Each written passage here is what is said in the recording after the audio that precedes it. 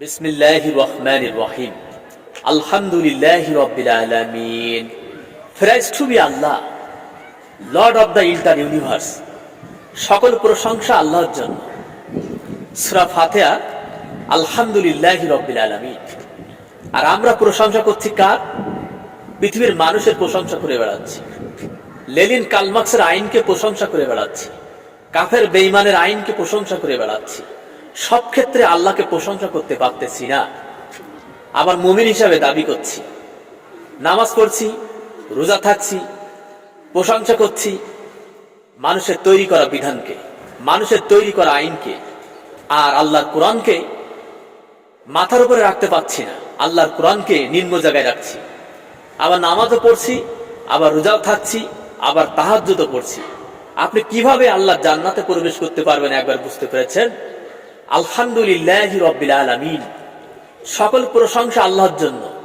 আপনার সারা জীবনের সবকিছু প্রশংসা করতে হবে আল্লাহর জন্য। Praise to be Allah, the lord of the entire universe. আর আমরা প্রশংসা করে বেড়াচ্ছি মানুষের তৈরি করা মতবাদকে, মানুষের তৈরি করা আইনকে। আল্লাহর দ্বীনের পথে আন্দোলন করছি না, আল্লাহর দ্বীনকে প্রতিষ্ঠিত করার জন্য আন্দোলন করছি না। এই হচ্ছে আমাদের পরিবেশ পরিস্থিতি। আমরা নামে মাত্র মুসলমান, আমরা মুয়াবিয়া মুসলমান বা মুয়াবিয়া ছেড়ে ইয়াজিদি মুসলমান হিসাবে আমরা পরিচিতি লাভ করতে পারছি। আমরা কোরআন করতে পারছি না।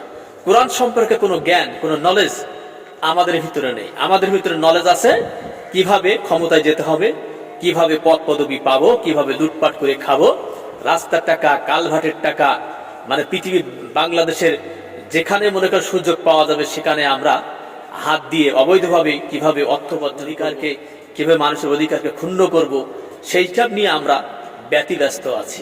আমরা সবসময় মহান রব্বুলের জাতকে প্রশংসার মধ্যে রাখতে পারতেছি না। মানুষের তৈরি করা বিধানকে মাথার উপরে রেখে, বিচার ব্যবস্থাকে মাথার উপরে রেখে আমাদের মৃত্যুর পরে আমরা আবার দাবি করছি আমরা জান্নাতে যাব, আমরা জান্নাত ফেরদাউস দাবি করছি মহান রব্বুলের জাতের কাছে। কিন্তু আমরা চাচ্ছি ঠিকই, কিন্তু আমরা আল্লাহর বিধানকে আমাদের মাথার উপরে রাখতে পারছি না। তাহলে বলেন আমরা কত বড় মুনাফিক? ইন্নাল মুনাফিকিনা ফিদ দারকিল আসফালি মিনান নারি ওয়ালান তাজিদা লাহুম নাসিরা। নিশ্চয় মুনাফিকরা জাহান্নামের সর্বনিম্ন স্থানে অবস্থান করবে।